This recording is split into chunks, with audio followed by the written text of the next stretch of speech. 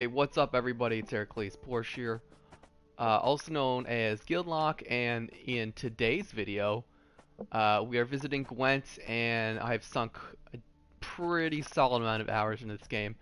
And I wanted to, during my last stream, someone came on and asked for budget deck ideas. I went over a bunch of different things with them.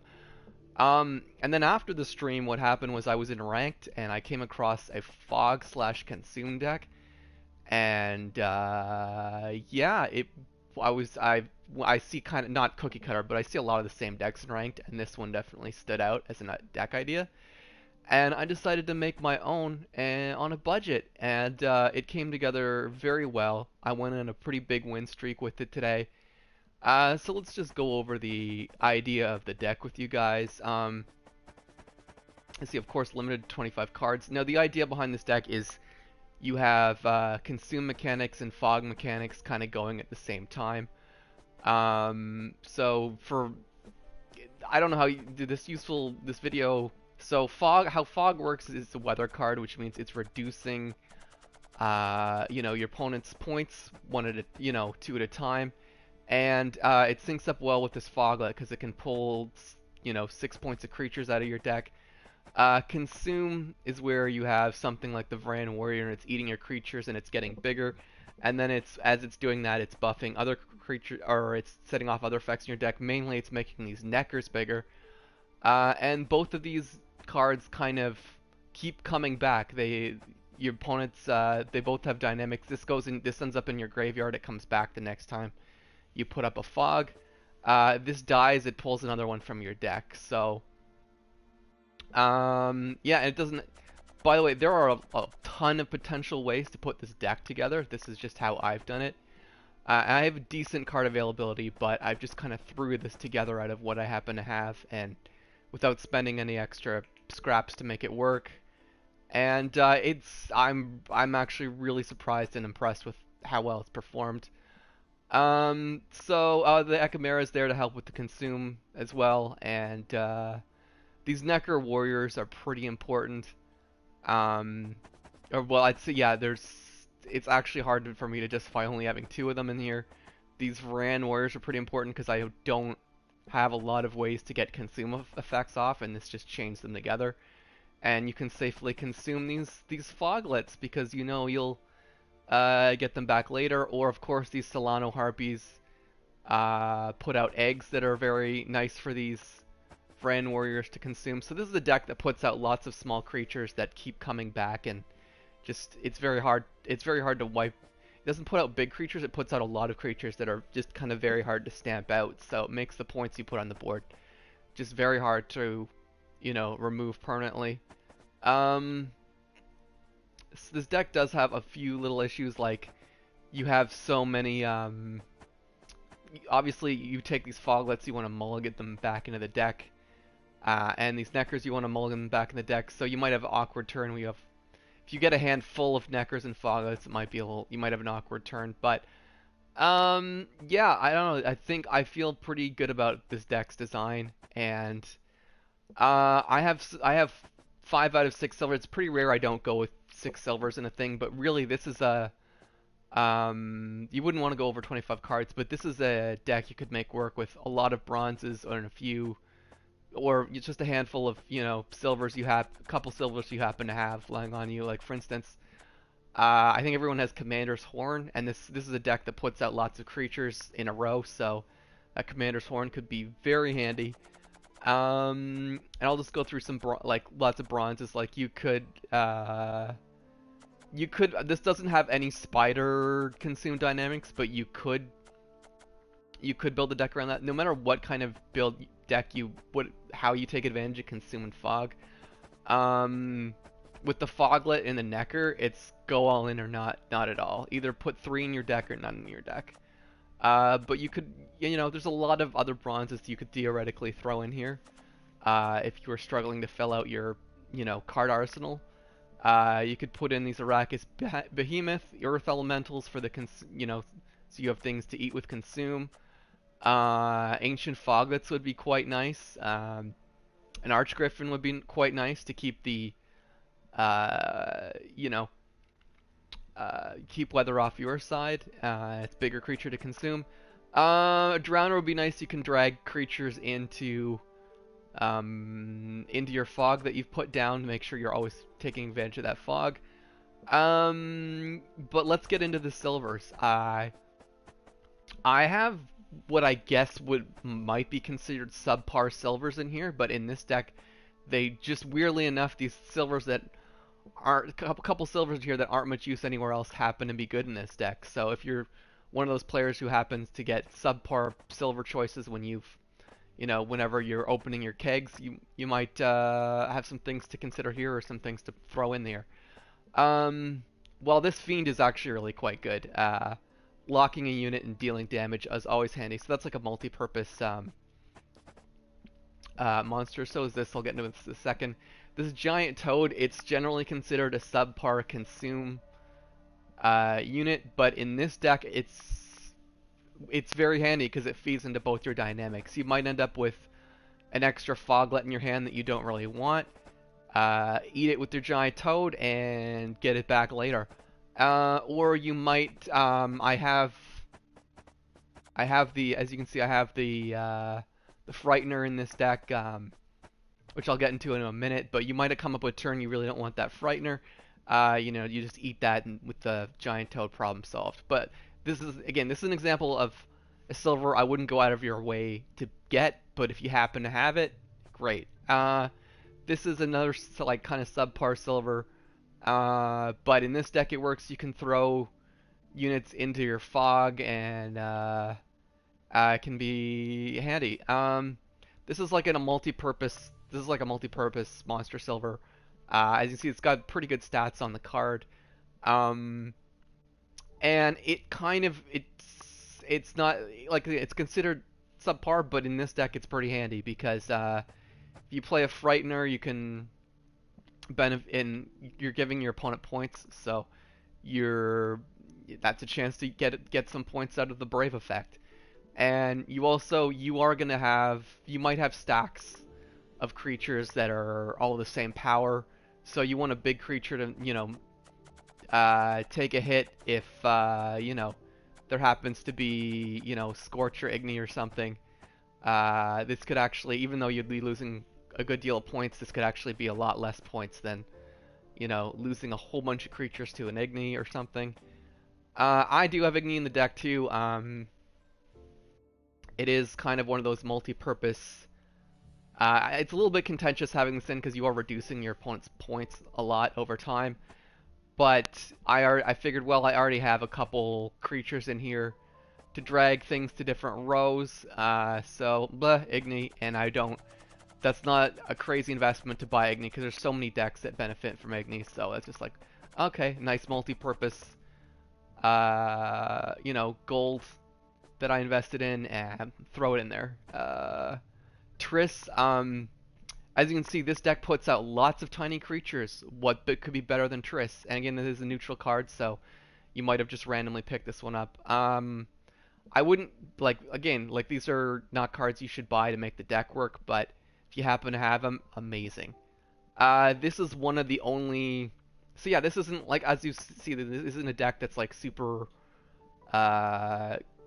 gold or silver dependent, but this Woodland Spirit, now you don't have to, obviously you don't need to get the crazy movie card version that I have. This would be, like, I would say the only thing I could consider, like, a mandatory investment in this deck.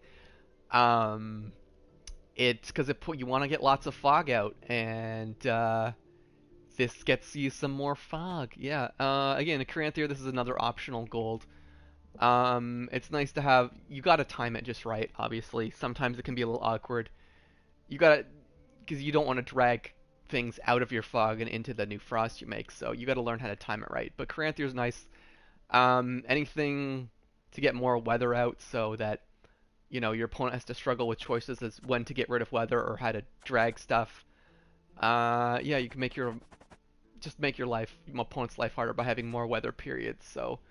Yeah, and I mean, I considered K-Ran for this deck, but I just don't like losing card advantage. Gills, I've never really put this card in any deck, but that's like one that could have worked if I hadn't fleshed out my golds a little more. Uh, Never hurts to have Siri, I don't know. But yeah, if you happen to have some of those, you know, you could throw in kind of your multi-purpose golds in here, or even theoretically, you don't even need 4 golds. But yeah. But yeah, budget. So yeah, besides this Woodland Spirit feels like the only absolutely mandatory card for this deck's dynamics. Everything else is like, there's a lot of different tactics you can throw together as long as you know, maintain some synergy between them. So yeah, there are theoretically a lot of different ways to build this deck. So yeah, I highly recommend try if you are just looking for something to throw together that won't take up too much additional scrap. I definitely recommend the Fog Consume deck. I might as well play, let's say, 1 game with it. I have gone, hopefully I'll have a good one and convince you this is worth building. We're just gonna play 1 match, win or lose. I'm gonna hold myself to that because, blah blah blah blah blah, chickens. But yeah, I think I explained the deck's dynamics pretty thoroughly, but you should see them in action at least once, win or lose. And I mean, if there's a request for it, I can do another stream with this deck. If it's peace you desire, prepare for war. With this deck just to show it really thoroughly, or happy to show you guys lots of different things. I'm very responsive to requests, so it's not a bad opening hand. I don't have to deal with too many foglets in here or anything. I obviously don't need more than 1 Necker, and they're happy to see the Necker Warriors. Couple golds. Oh, I forgot to talk about the Triss combo. I don't know if I'll get to show that off. The Triss combo is so well with that Woodland Spirit. It's ridiculous. It's a little hard for me to pick what. I think it's very hard for me to pick what I want to get rid of here. I guess I'll get rid of a Necker Warrior just to... Oh, and there's the Woodland Spirit, so... this is I'm becoming tricky. This is very uncommon. I might just finish redrawing though. Yeah. Very uncommon for me to do that. I'm not even sure what I want to do first. There's so many great choices. But the revolution is inevitable, merely a matter of time. Oh, that's not a card I play against too often. Alright.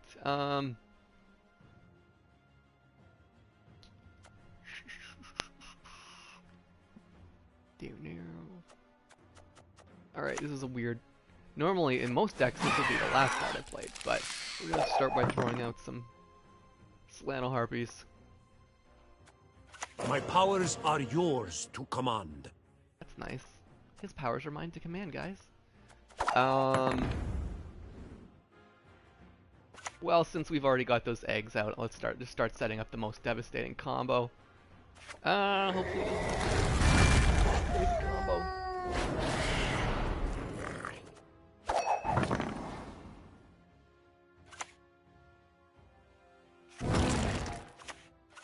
If it's peace you desire, prepare for war.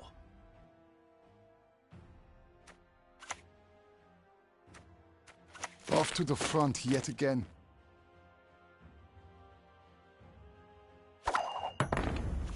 So we are gonna go ahead and play this Triss.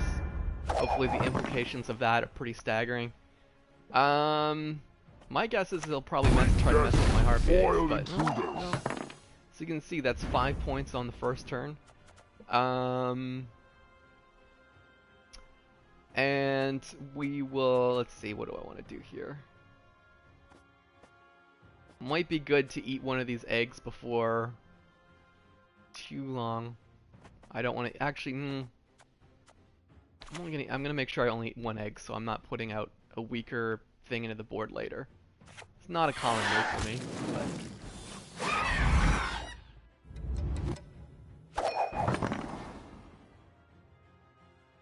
So as you can see, I wouldn't be surprised. Up to it, knaves! So I'm very happy he, as you can see, once that's 7 points I'm putting on the board every turn now. He'll probably pass soon. Very lucky he used Swears on something I didn't. I'm very happy I didn't put out this Necker too soon, actually. Trying to think here. I have lots of fog, so it's a tough choice trying to decide between whether to necker whether to necker warrior the necker or the foglet, but I am going with the foglet. I like to improvise.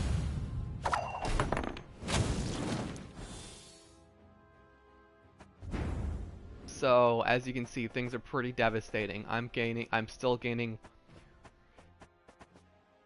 8 points a turn. I'm really shocked he hasn't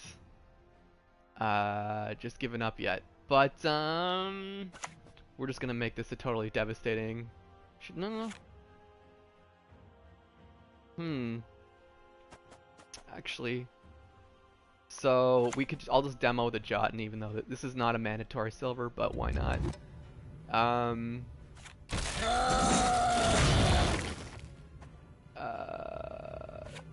So as you can see, there's me pushing some creatures into the fog, make sure that's still giving me dividends. I'm really shocked he hasn't passed yet. But I might be playing against a newer player. That's okay. As you can see, I'm pretty happy to demonstrate this kind of like pretty devastating combo on the opening turn. We'll just could have Echimera'd that 15 points and made his life even more hell in the second turn, but I like to be nice. A chance, and that does keep my card advantage a little healthier. So this is a little annoying. I have a feeling I'm gonna mulligan into a card I don't potentially mulligan into a card I don't want in the hand, but oh no, I'm happy with that. I don't always. Sometimes I hold back the neckers a little bit, like I am now. Like this is a good time. This is a decent time for them to come out. Unfortunately, I only have 3 in the deck right now, so rationing them a little bit more than normal. But what is it? Scheist in train. And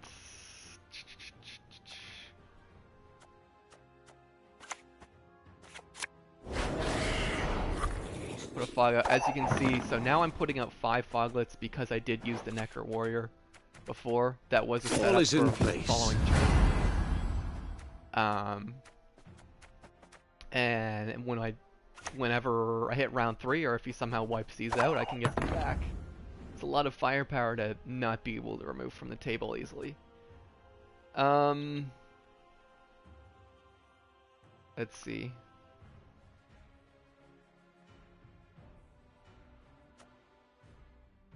I could just put up this Lesser Guardian and then eat it, and then we get foiled intruders. There'll be nothing to pick up when I'm done with you.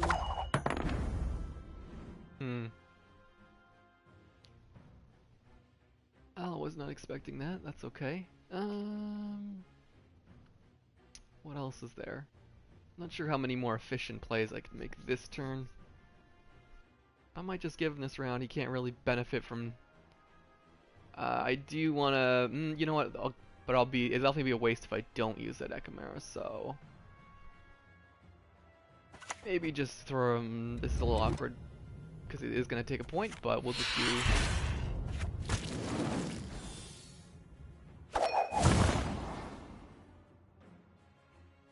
That'll force him to play a little something. If anyone asks, you've not seen me.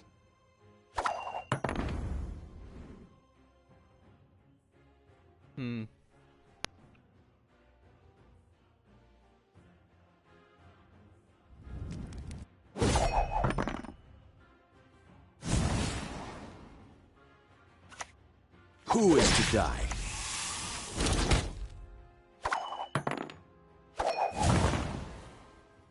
Well, he did pick a very good way to use that Ox, so this last round, I don't know how this is gonna play out.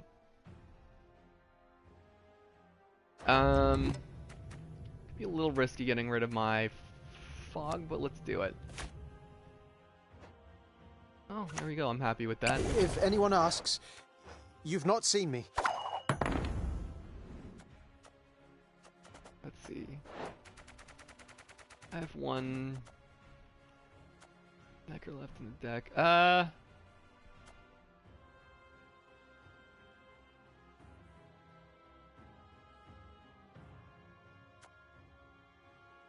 it's not gonna matter. I'm overthinking that for sure. Oh, no. Okay. Should have frosted. Order will triumph! It must triumph! Alright.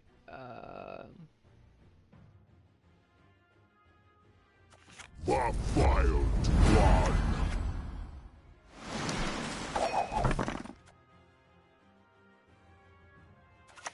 one. Warum?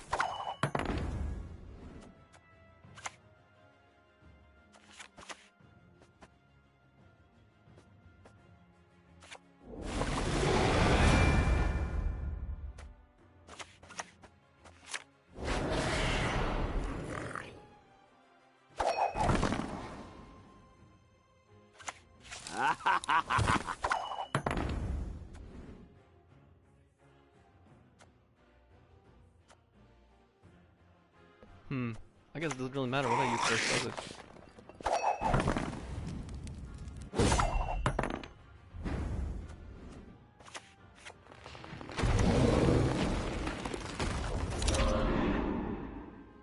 And there we go. There's a nice solid win against a pretty decently put together reveal deck. So I'm pretty happy with that demo of the deck.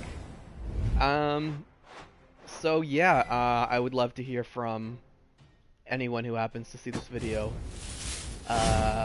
later on. It is designed to be, I know I live stream this, but it is designed to be a late watch later video kind of deal.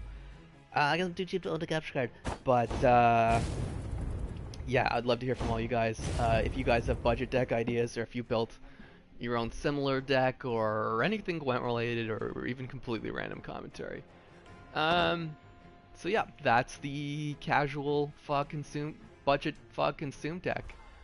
You know, we're gonna end this stream opening a few card cakes. Almost forgot I wanted to do that. That's my favorite thing. We're gonna open 10 whole kegs, people, to finish this off. What am I gonna say? Balls, when is a new Project Legion Dust game?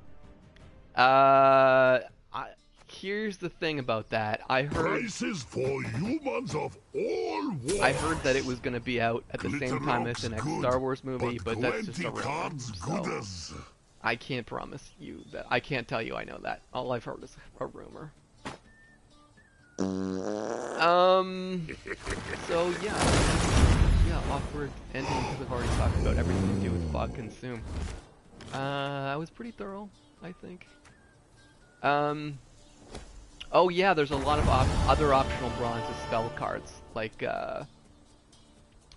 definitely could have put in some other boost cards. Like Thunderbolt Potion, etc. Or Overdose. Actually, Overdose could be a decent... CCP is... Yeah. Balls, man, and what is this game looks like? What I'm playing is Gwent, and like most of the games I enjoy on the channel, it's free to play. And you can pick it up free and try it for yourself, so... Wow! Oh, so Necker. Necker's a common, so that's nice.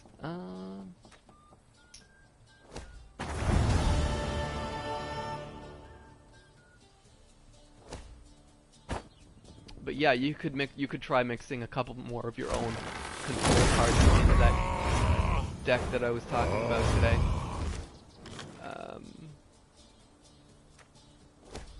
Also, another stream I want to do is I do want to talk about spy decks because I think they're that's another example of it. What you do in this game? It's a game where it's a strategy game where you're competing to you play over the match over 3 rounds, and in each individual round you try to compete to see who has the most points in a round, and it's the best 2 out of 3 wins. And there's a lot of strategies Reduce your opponent's points. Improve your own. There's a lot of crazy tricks to it. So, oh man, not having too much luck with these kegs. 6 kegs in a row. Well, shit, I can't play cards. Now for Well, it's free to more. play. You have nothing. You have nothing. Oh, finally something I actually need. I mean, you have nothing to lose by trying out Gwent. It's free to play, just like all the games I play, just like Paladins, just like Battlefield Commanders. It's like Warframe. Wow! More! Oh, there we go. The Ancient Foglet. A card that could work in that deck for sure. A little hard to fit it in. But for someone who's not swimming in silvers or golds, maybe throw that in the Fog/Consume deck. Yeah,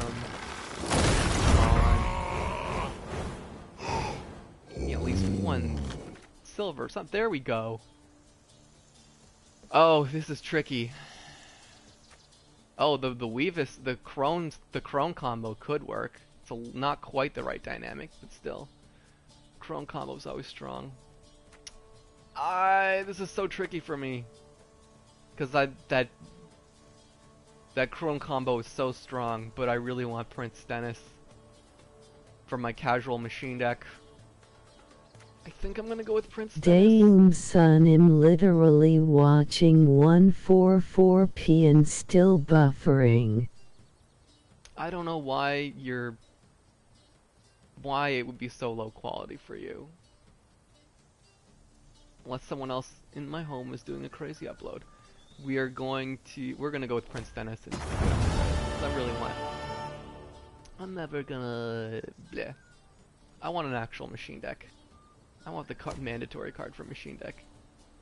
I have lots of monster cards, so I have lots of monster silvers rather. So I guess we're going with Prince Stennis. I can play with him later. Nice.